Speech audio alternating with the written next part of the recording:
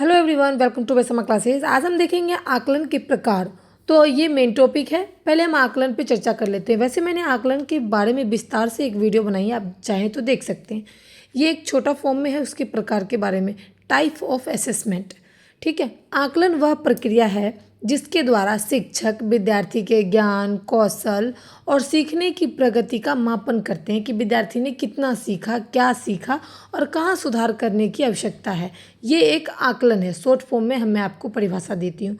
उसके बाद आकलन के प्रमुख 3 प्रकार के हैं।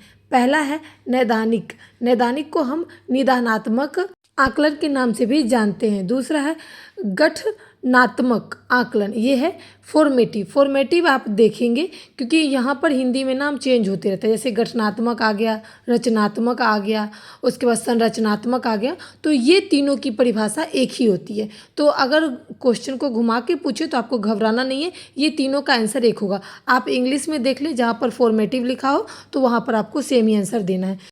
तीसरा आपका है योगात्मक आकलन, सम्मेटिव। ये मूल्यांकन के भी प्रकार में आपको देखने को मिलेगा कि मूल्यांकन के क्वेश्चन में योगात्मक का क्या आकलन है। तो अगर इस तरीके से क्वेश्चन भी पूछे योगात्मक में मूल्यांकन ऐड हो तो भी आपको सेम ही उत्तर आपको देना है। आपको सिर्फ इंग्लिश देखना है, इंग्लिश में आपको मिलता जुलता हो तो थोड़ा बहुत इंग्लिश तो आप याद कर ही सकते हो, है ना। पहला है नैदानिक आकलन। जैसा कि मैंने आपको बताया कि इसका मतलब होता है निदान करना, है ना, कोई भी चीज़ का समस्या का समाधान करना। अब हम देखेंगे यह आकलन विद्यार्थियों की कमी और कठिनाइयों को पहचानने के लिए किया जाता है। इसका प्रयोग विद्यार्थी को कठिनाई, कहाँ उसको दिक्कत आ रही है, कहाँ किस चीज़ में उसकी कमियां हैं, क्या कमजोरी है, वो चीज़ जानना ही नैदानिक आकलन कहलाता है। ठीक है, उसके बाद इसका देखेंगे इसका उद्देश्य क्या होता है। इसका उद्देश्य होता है कि विद्यार्थी कौन से टॉपिक में फंस रहा है, कौन सी टॉपिक उससे समझ में नहीं आ रही है, तो उस समस्या को जान करके उसका उपचार करना, यानी कि उस समस्याओं को जान करके उसका सुधार करना ही नैदानात्मक आकलन कहलाता है। जब बीमारी का पता होता है तो हम उस तरीके का मेडिसिन लेते हैं। वैसे ही नैदानिक आकलन का जो है वो समस्या जान करके उसके बाद उसका समस्या को हल करना ही इसका काम होता है। जैसे कि अगर गणित में किसी विद्यार्थी को भाग में दिक्कत है, यानी कि डिवीज़न जो भी होता है वो चीज़ में दिक्कत है या प्लस में दिक्कत है, तो वहाँ पर समझ नहीं आ रहा है तो बच्चा क्या क्वेश्चन नहीं बना पा रहा है, तो उस समस्या को जान करके शिक्षक और भी आसान तरीके से उसको समझाते हैं,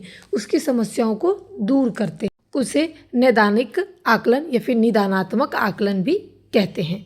दूसरा है गठनात्मक आकलन। गठनात्मक यानी कि फॉर्मेटिव असेसमेंट। फॉर्मेटिव जहाँ लिखा होगा वहाँ पर आपको सेम आंसर यही आपको देना है। वहाँ पर हिंदी में मीनिंग बदल जाता है। फॉर्मेटिव का अगर आपको पूछ लेगा योगात्मक, रचनात्मक आकलन क्या है, तो ये सारी चीज़ों में आपको सेम ही आंसर देना है। ठीक है, यहाँ पर आपको लिखना है यह आकलन पढ़ाई के दौरान किया जाता है। ठीक है, रचनात्मक, रचना कब होती है, जब हम कोई चीज़ को कार्य करते हैं, जब कोई चीज़ पढ़ते हैं तभी तो रचना होती है। इसका उद्देश्य होता है कि यह देखना कि विद्यार्थी ने सीखने की प्रक्रिया में कितने आगे बढ़े हैं, यानी कि विद्यार्थी जो पढ़ रहा है वो कितना आगे बढ़ा है। पहले इसका 70% था, क्या इस बार 75 आया है या फिर 90 आया है, उसे हम गठनात्मक आकलन कहते हैं, या फिर आप कह सकते हो रचनात्मक या फिर संरचनात्मक आकलन भी कह सकते हो।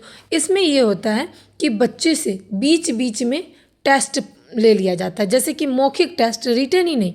जैसे कि किसी को उठा के कोई क्वेश्चन पूछ लिया, इससे पता देगा कि बच्चों ने क्या सीखा, है ना। यूनिट वाइज क्वेश्चन पूछ लिया, चैप्टर वाइज क्वेश्चन पूछ लिया, इससे थोड़ा सा क्यूज करा दिया, बच्चों में 1-2 क्वेश्चन पूछ लिया, तो इस टेस्ट के माध्यम से बच्चों ने क्या सीखा, कितना सीखा, इसका पता आपको लग जाता है। जैसे कि कक्षा में छोटे मोटे मौखिक प्रश्न, होमवर्क दे दिया कि आपको ये करके लाना है पीछे वाले से, तो आपको पता देगा कि विद्यार्थी ने क्या किया। उसके बाद आता है योगात्मक आकलन। योगात्मक आकलन को कोई भी दूसरा नाम नहीं है, इसका यही नाम है, आपको यही लिखना है। इसमें आपको कोई कन्फ्यूज़न नहीं होगी। आपको देखना है समेटिव असेसमेंट।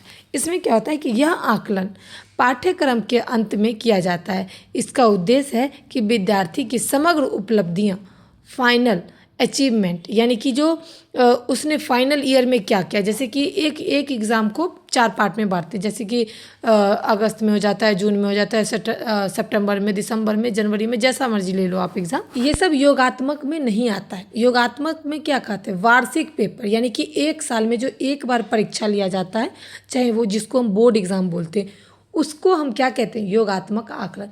पूरे साल बच्चों ने क्या पढ़ा, कितना पढ़ा और उसने कितने नंबर लाए, बच्चों ने क्या प्रोग्रेस किया, ये सारी चीज़ योगात्मक आकलन कहलाता है, यानी कि सम्मेटिव असेसमेंट। यानी कि इस प्रक्रिया को साल में एक बार ही किया जाता है। यानी कि पूरी योजनाएं अगर आपने तैयार कर ली है, पूरी सिलेबस बच्चे को पढ़ा दी है, सिलेबस ख़त्म हो गया है, उसके बाद इस आकलन का काम आता है, यानी कि वार्षिक परीक्षा, जो कि साल में एक बार होता है। तो आप अच्छे से समझ गए होंगे कि इसके 3 प्रकार हैं। 3 प्रकार के क्या क्या नाम है।